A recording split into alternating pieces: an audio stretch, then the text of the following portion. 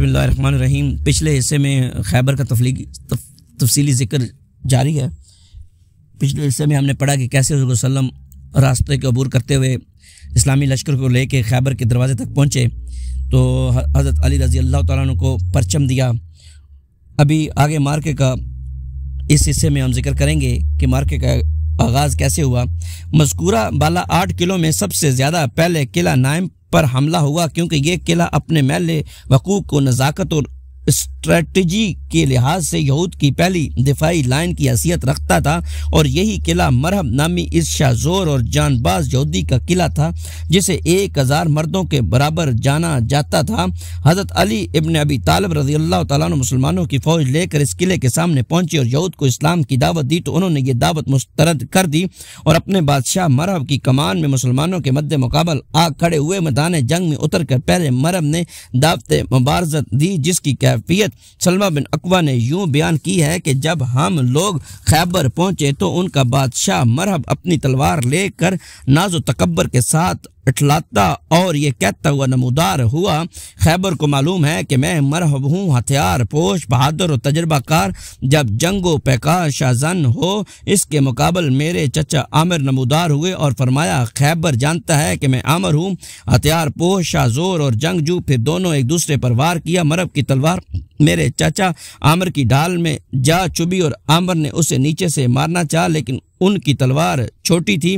उन्होंने यहूदी की पिंडली पर वार किया तो तलवार का सिरा पलट कर उनके घुटने पर आ लगा और बिलाकर इस जख्म से उनकी मौत वाक़या हो गई। नबी सल्लल्लाहु अलैहि वसल्लम ने अपनी 2 उंगलियां इकट्ठा करके उनके बारे में फरमाया कि उनके लिए दोहरा अजर है, वो बड़े जानबाज मुजाहिद थे, कम ही इन जैसा कोई अरब रुए ज़मीन पर चला होगा।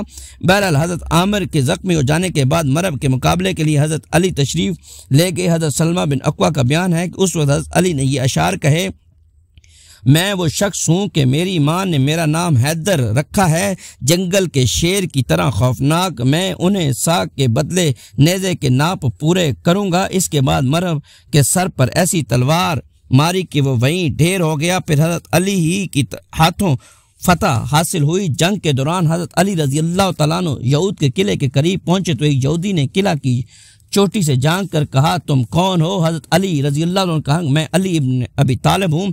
यहूद ने कहा, इस किताब की कसम जो मूसा अलैहिस्सलाम पर नाज़िल की गई है, तुम लोग बुलंद हो।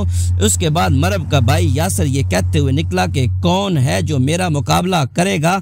इसके इस चैलेंज पर हज़रत ज़ुबैर रज़ी अल्लाह तआला मैदान में उतरे। उस पर उनकी माँ हज़रत सफ़िया रज़ी अल्लाह तआला अन्हा ने कहा, या रसूल सल्लम, क्या मेरा बेटा कत्ल किया जाएगा? आपने फरमाया, नहीं, बल्कि तुम्हारा बेटा इसे कत्ल करेगा। चुनांचे हज़रत ज़ुबैर ने यासर को कत्ल कर दिया।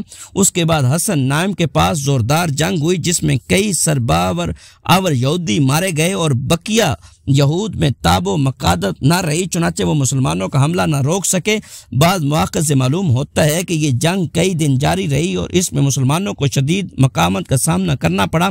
तहम यहूद मुसलमानों को ज़ेर करने से मायूस हो चुके थे, इसलिए चुपके इस किले से मुंतकिल होकर किला साब में चले गए और मुसलमानों ने किला नाम पर कब्जा कर लिया। किला साब बिन मुआज की फतह किला नाम के बाद किला साब कुव्वत व हिफाजत के लिहाज से दूसरा सबसे बड़ा मजबूत किला था।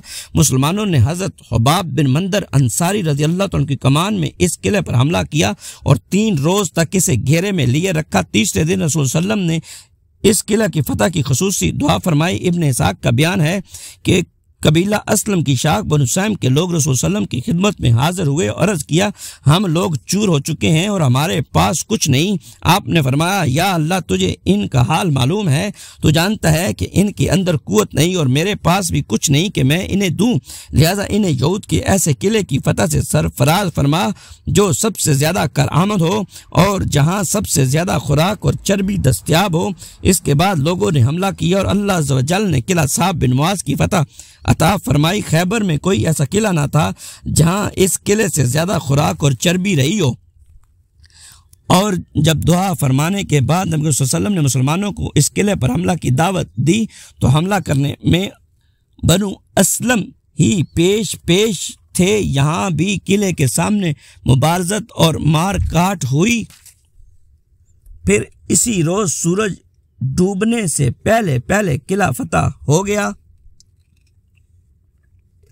और मुसलमानों ने इसमें बाज़ मंजनीक और दबाबे भी पाए। इब्ने इसहाक की इस रिवायत में जिस शदीद झड़प का जिक्र किया गया है, इसके नतीजा ये था कि लोगों ने फतह हासिल होते ही गधे ज़िबा कर दिए और चूल्हों पर हंडियाँ चढ़ा दी, लेकिन रसूल सल्लम ने इसका इल्म हुआ तो आपने घरेलू गधे के गोश्त से मना फरमा दिया। किला ज़ुबैर की फतह, किला नाइम और किला साब की फतह के बाद यहूद किला नज़ाता के सारे किलों से निकल कर किला ज़ुबैर में जमा हो गए। ये एक महफूज किला था और पहाड़ की चोटी पर वाक़या था। रास्ता इतना पुरपेच और मुश्किल था कि यहाँ ना तो सवारों की रसाई हो सकती थी ना प्यादों की, इसलिए रसूल सल्लम ने इसके गिर्द मुहासरा कायम किया और 3 रोज़ तक मुहासरा किए बैठे रहे। इसके बाद एक यहूदी ने आकर कहा कि ए अबू कासिम, अगर आप 1 महीना तक मुहासरा जारी रखें तो भी इन्हें कोई परवाह न होगी, अलबत्ता इनके पीने का पानी और चश्मे ज़मीन के नीचे हैं। ये रात में निकलते हैं, पानी पी लेते और ले लेते हैं, फिर किले में वापस चले जाते हैं और आपसे महफूज रहते हैं। अगर आप इनका पानी बंद कर दें तो ये घुटने टेक देंगे। इस इत्तला पर आपने इनका पानी बंद कर दिया। उसके बाद यहूद ने बाहर आकर ज़बरदस्त जंग की, जिसमें कई मुसलमान मारे गए और तकरीबन 10 यहूदी भी काम आए, लेकिन किला फतह हो गया। किला अबी की फतह, किला ज़ुबैर से शिकस्त खाने के बाद यहूद इसने अबी में किला बंद हो गए। मुसलमानों ने इसका भी मुहासरा कर लिया। अब की बार दोशा जोर जानबाज यहूदी यके बाद दीगरे दावत मुबारज़त देते हुए मैदान में उतरे और दोनों ही मुसलमान जानबाजों के हाथों मारे गए। दूसरे यहूदी की कातिल सुर्ख पट्टी वाले मशहूर जानफरोश हज़रत अबू दजालना समाक बिन खशर अंसारी रज़ी अल्लाह तआला थे। वो दूसरे यहूदी को कत्ल करके नहायत तेज़ी से किले में जा घुसे और उनके साथ ही इस्लामी लश्कर भी किले में जा घुसा। किले के अंदर कुछ देर तक तो ज़ोरदार जंग हुई, लेकिन उसके बाद यहूदियों ने किले से खिसकना शुरू कर दिया और बिलाखिर सब के सब भाग कर किला नज़ार में पहुंच गए, जो खैबर के निस्फ अव्वल यानी पहले मंतके के आखिरी किला था। किला नज़ात की फतह, ये किला इलाके का सबसे ज़्यादा मजबूत किला था और यहूद को तकरीबन यकीन था कि मुसलमान अपने इंतहाई कोशिश सर्फ कर देने के बावजूद इस किले में दाखिल नहीं हो सकते। इसलिए इस किले में उन्होंने औरतों और बच्चों समेत क़याम किया, जबकि साबका 4 किलों में औरतों और बच्चों को नहीं रखा गया था। मुसलमानों ने इस किले का सख्ती से मुहासरा किया और यहूद पर सख्त दबाव डाला, लेकिन किला चूँकि एक बुलंद और महफूज पहाड़ी पर वाक़या था, इसलिए इसमें दाखिल होने की कोई सूरत बन नहीं पड़ रही थी। इधर यहूद किले से बाहर निकलकर मुसलमानों से टकराने की जुर्रत नहीं कर रहे थे, अलबत्ता तीर बरसा कर और पत्थर फेंक कर सख्त मुकाबला कर रहे थे।